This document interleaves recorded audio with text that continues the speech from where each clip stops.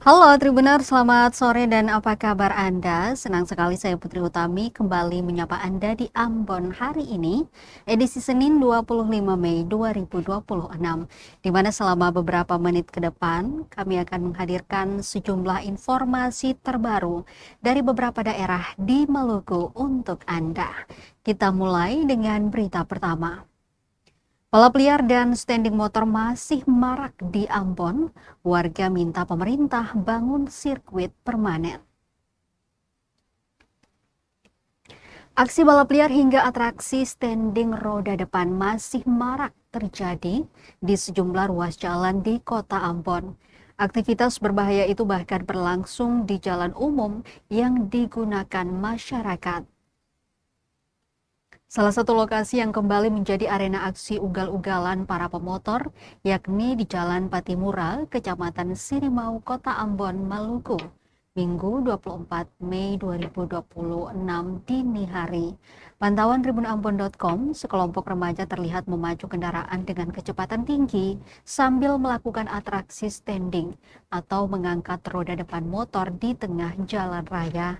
Kondisi tersebut dinilai membahayakan pengguna jalan lain serta berpotensi memicu kecelakaan lalu lintas. Ironisnya, aksi balap liar dan atraksi motor itu masih terus terjadi meski patroli kepolisian beberapa kali terlihat melakukan pengawasan di kawasan tersebut.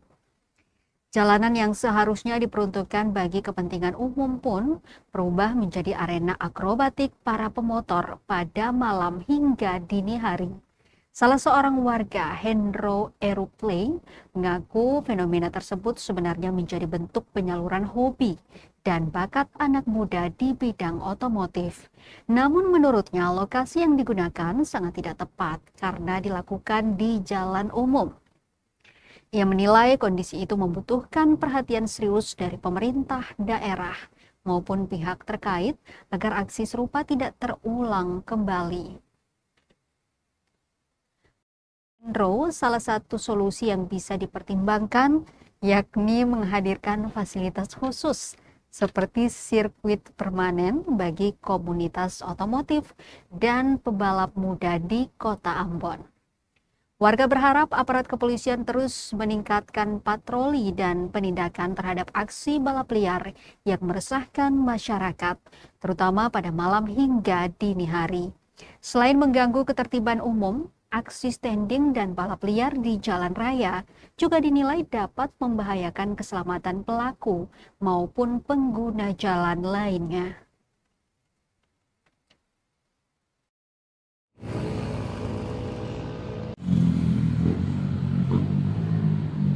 Kamera sembah, kamera.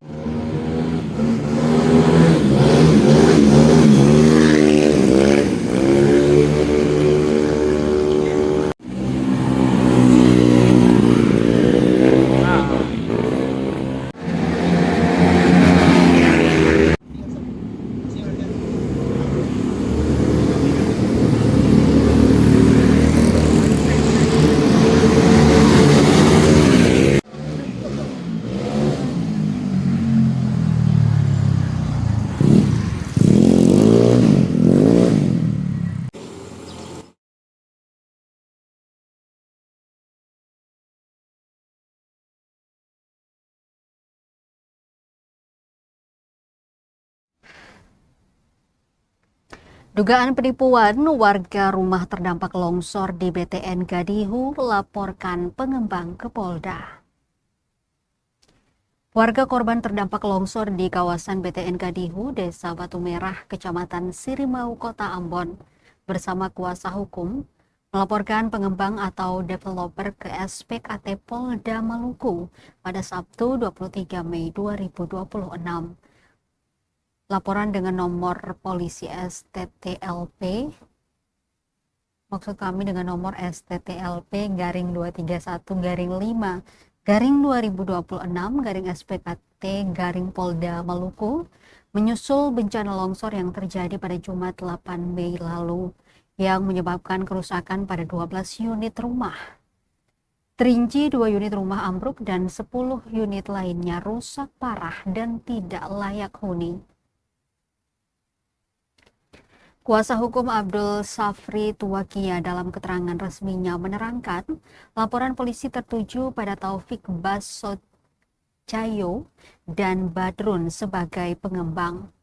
Laporan dilayangkan dengan pasal 492 KUHP Undang-Undang Nomor 1 Tahun 2023 atas dugaan tindak pidana penipuan atau perbuatan curang.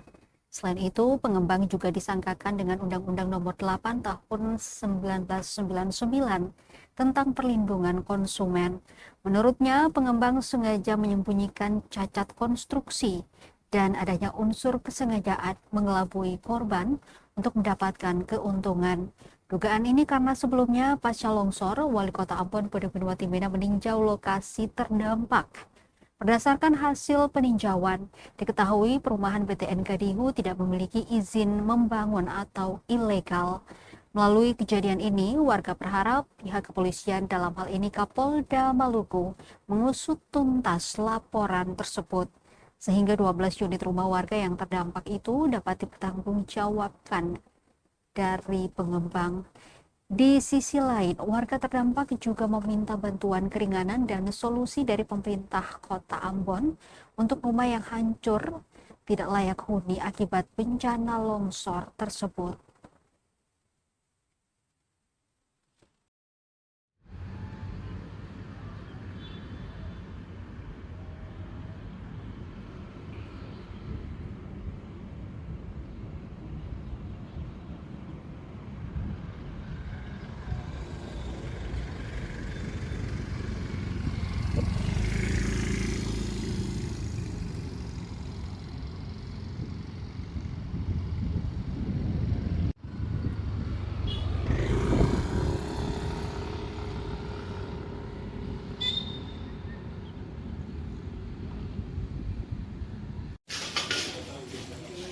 Ini dia yang tahu.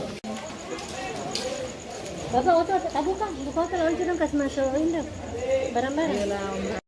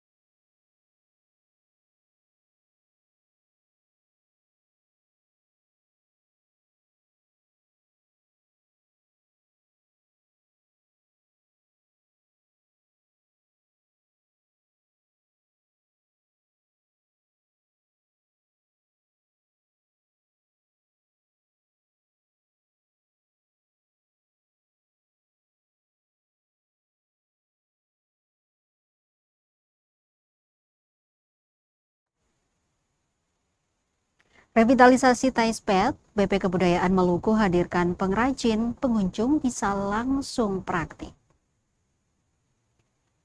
Balai Pelestarian Kebudayaan Maluku atau BP Kebudayaan Maluku menggelar revitalisasi Taispet atau kain tenun Tanimbar yang berlangsung di Balai Pelestarian Kebudayaan Maluku, Kota Ambon, Sabtu 23 Mei 2026. Taispet sendiri merupakan sebutan untuk kain tenun dari bahasa Yamdena dan Selaru, Kabupaten Kepulauan Tanimbar atau KKT. Diketahui Maluku memiliki dua daerah pengrajin tenun, yakni Kabupaten Kepulauan Tanimbar atau KKT dan Maluku Barataya atau MBD dengan motif dan ciri khas masing-masing. Kegiatan ini menjadi ruang pembelajaran yang mempertemukan pelaku budaya, pengrajin, dan generasi muda. Kepala Balai Pelestarian Kebudayaan Maluku, Dodi Wiranto, dalam sambutannya menegaskan pentingnya revitalisasi sebagai langkah menjaga nilai, pengetahuan, dan keterampilan menenun di tengah perkembangan zaman. Juga sebagai pengingat bagi generasi muda untuk memahami proses, makna, dan nilai luhur dalam tenun itu sendiri. Untuk itu, selain pemaparan materi, peserta dan tamu undangan juga diberi kesempatan untuk praktik menenun. Selanjutnya, selain pembelajaran, momen ini juga sekaligus ajang promosi. Dodi berharap kegiatan revitalisasi TSPET dapat menjadi langkah nyata dalam memperkuat pelestarian warisan budaya Maluku, sekaligus menumbuhkan rasa bangga dan kecintaan generasi muda terhadap budaya daerah sendiri. Sebagai informasi, Tribuners, Tenun Tanimbar sebagai salah satu warisan budaya tak benda atau WBTB yang ditetapkan oleh UNESCO. Hadir dalam kegiatan tersebut anggota Komite 3 DPD RI, Ana Latukonsina, Kepala Dinas Pariwisata Provinsi Maluku, Melkia Slohi, Kepala Bidang Produksi Dinas Perindustrian dan Perdagangan Maluku, Marcelino Paliama, perwakilan Dinas Pendidikan dan Kebudayaan Maluku, dan perwakilan Dinas Pariwisata Kota Ambon. Turut hadir juga komunitas dan pengrajin tenun Tanimbar dan pelajar dari sekolah kejuruan di Kota Ambon.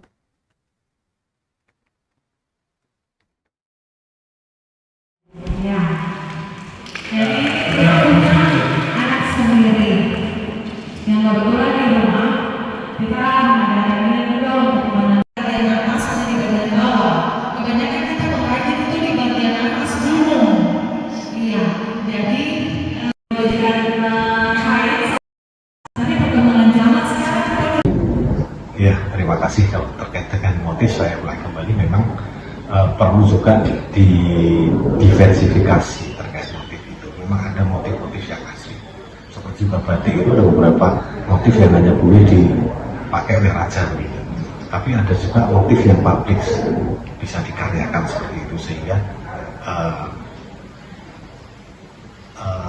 tenun itu bisa menjadi sumber informasi juga.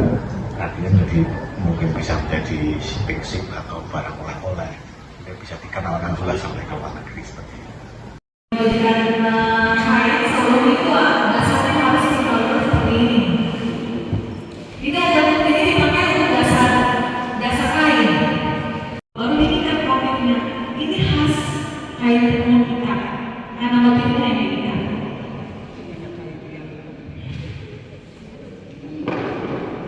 Yang nanti sudah dimateri, ini sekarang kita dipraktek. Yang tadi sudah dimaterikan itu dari apa?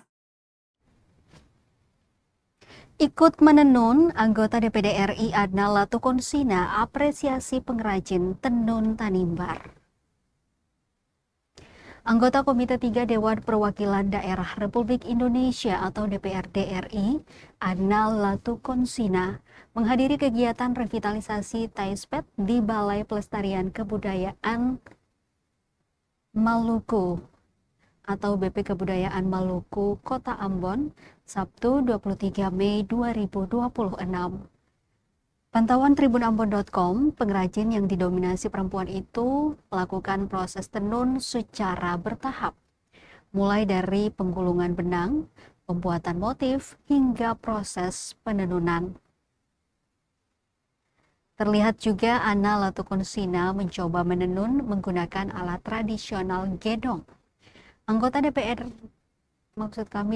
RI itu memberikan apresiasi kepada pengrajin tenun ikat Tanimbar yang hingga saat ini masih tekun menjaga kelestarian budaya leluhur itu. Ana juga memberikan apresiasi kepada Balai Pelestarian Kebudayaan Maluku yang telah membuka ruang belajar ini. Menurutnya, kesempatan yang menghadirkan pelajar seperti itu harus terus didorong sehingga menjadi kebiasaan yang terus dijaga. Meskipun perkembangan zaman dan teknologi terus meningkat dan mempermudah masyarakat. Namun berbeda dengan pengrajin tenun ikat Tanimbar yang hingga saat ini masih menjaga keaslian produk. Keistimewaan ini karena tenun dibuat menggunakan bahan baku, pewarnaan hingga pembuatan dengan alat tradisional. Menurutnya, proses inilah yang membuat harga kain sangat mahal di pasaran dan hanya diperlukan saat kegiatan penting. Sementara itu, Kepala BP Kebudayaan Maluku Dodi Wiranto dalam sambutannya menegaskan pentingnya revitalisasi sebagai langkah menjaga nilai, pengetahuan, dan keterampilan menenun di tengah perkembangan zaman. Juga sebagai pengingat bagi generasi muda untuk memahami proses, makna, dan nilai luhur dalam tenun itu sendiri. Untuk itu, selain pemaparan materi, peserta dan tamu undangan juga diberi kesempatan untuk praktik menenun. Dodi berharap kegiatan revitalisasi Tayespet dapat menjadi langkah nyata dalam memperkuat pelestarian warisan budaya Maluku.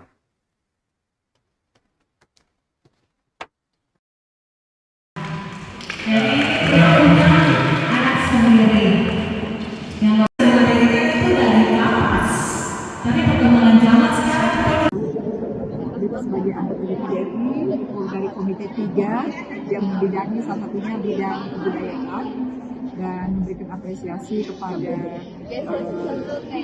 ibu-ibu yang dengan tekun selalu melestarikan kain tenun khas Maluku, terutama tenun Tanimbar. Dan dalam kesempatan ini melalui Balai Budaya mengajak anak-anak sekolah untuk melihat dari dekat bagaimana cara menenun. Ini adalah satu cara agar warisan nilai kita tidak hilang, dan ini merupakan warisan yang sayang kalau tidak diteruskan oleh generasi muda. Memang sekarang banyak sekali kain-kain dan motif yang sama dengan tenun tapi dibuat secara modern. Ya, tapi tentunya buatan tangan itu sesuatu yang sangat istimewa dan harganya mahal, karena itu nilai seninya tinggi. kain sebelum itu dasarnya harus dilakukan seperti ini. Ini ada ini dipakai untuk dasar kain. Lalu ini kan motifnya, ini khas kain tenun kita karena motifnya yang beda.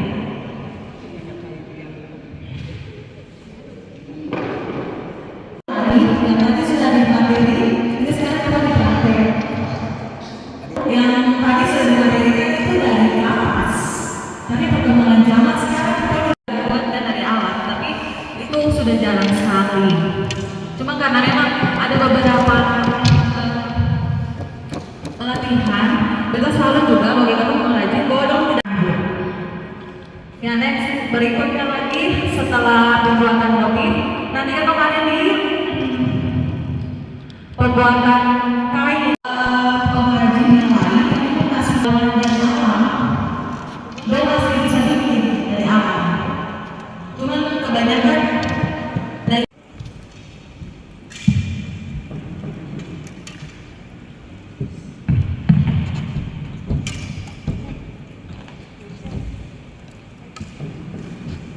atasan diri.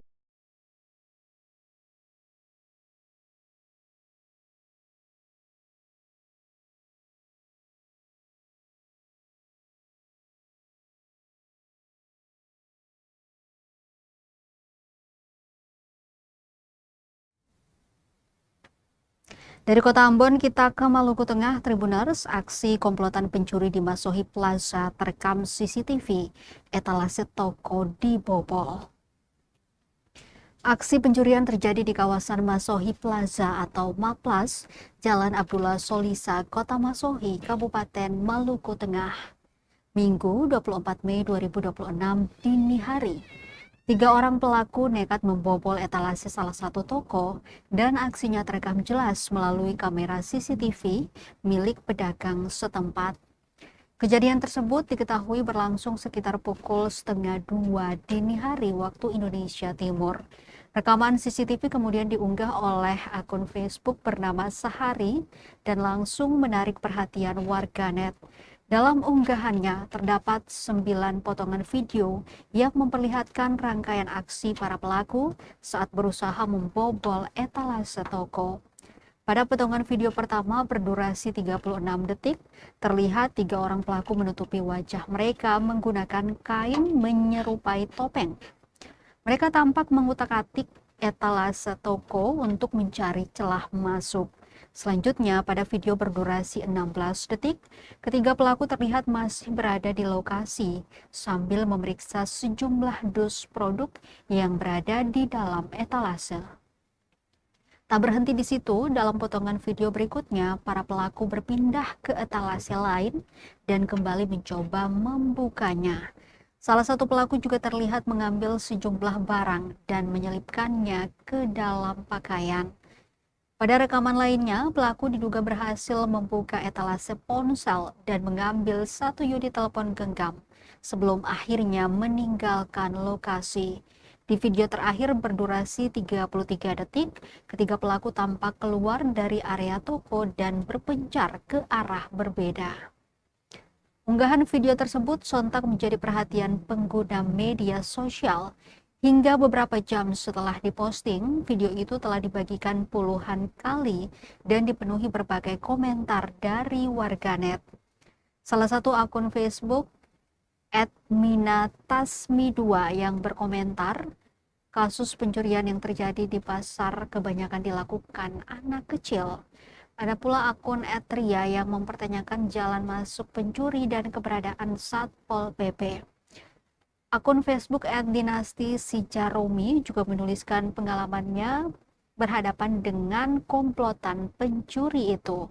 Hingga berita ini diturunkan, pemilik akun Facebook @sehari belum memberikan keterangannya saat coba dikonfirmasi Tribun Ambon.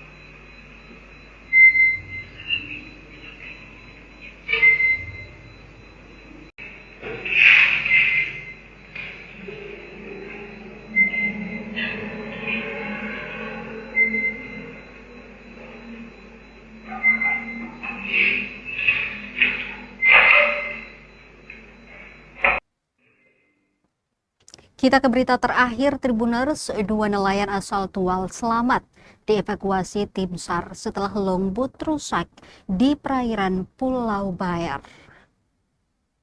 Dua nelayan asal Kota Tual berhasil diselamatkan tim SAR gabungan setelah longboat yang mereka gunakan mengalami kerusakan mesin dan terombang-ambing di sekitar perairan Pulau Bayar, Minggu 24 Mei 2026.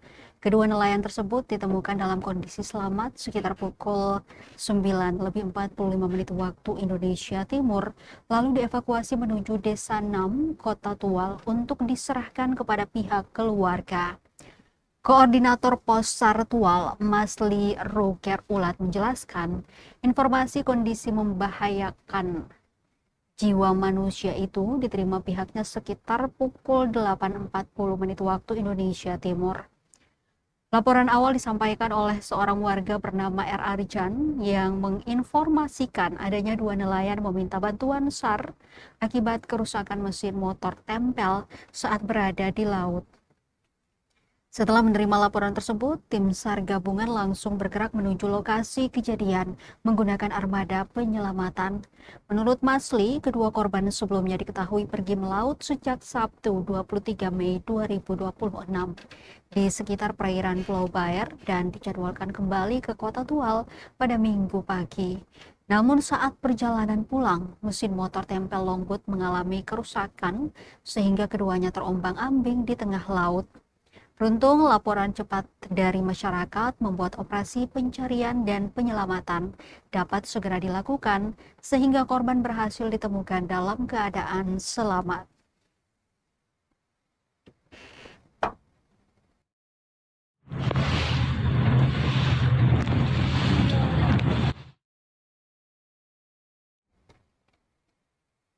Adapun identitas kedua pria yang berhasil diselamatkan yakni Lanoho Latarisa 65 tahun dan Aan 43 tahun.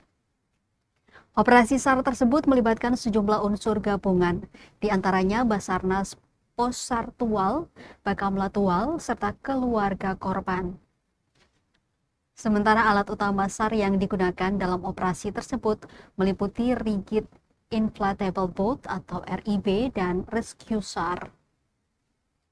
Dalam proses pencarian, cuaca di lokasi dilaporkan hujan ringan dengan angin tenggara berkecepatan 24 knots serta tinggi gelombang mencapai 1,25 meter. Setelah kedua korban berhasil ditemukan dan dievakuasi dengan selamat, operasi SAR resmi dinyatakan selesai dan ditutup.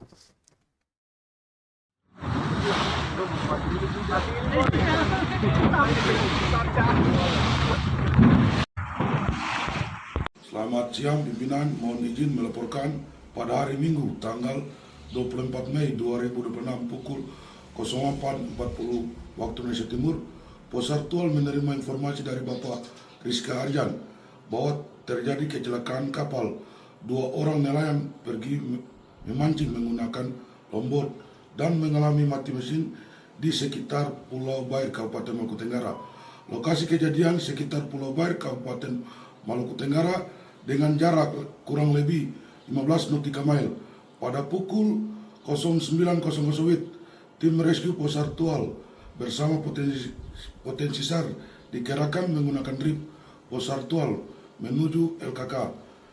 Tim tiba di LKK pada pukul 09.30 sekitar 15 menit pencarian di sekitar LKK pukul 09.45 tim rescue Posartual beserta potensi berhasil menemukan korban longboat mati mesin dengan POB 2 orang dalam keadaan selamat dan selanjutnya korban dievakuasi menuju Desa 6, Kota Tual, Kabupaten Maluku Tenggara. Pada pukul 11.55 tim SAR gabungan menggunakan drip Posartual beserta korban tiba di Desa 6, Kota Tual dengan selamat. Pada pukul 12.30 dengan ditemukan korban dan telah dievakuasi, maka operasi SAR dinyatakan selesai.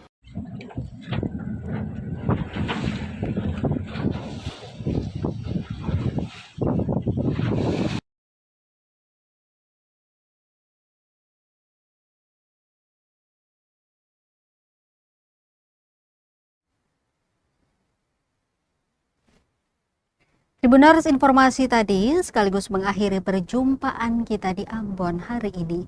Saya Putri Utami mewakili seluruh kru yang bertugas mengucapkan terima kasih atas kebersamaan Anda. Selamat sore, sampai jumpa dan amato. Download Tribun X sekarang, menghadirkan lokal menjadi Indonesia.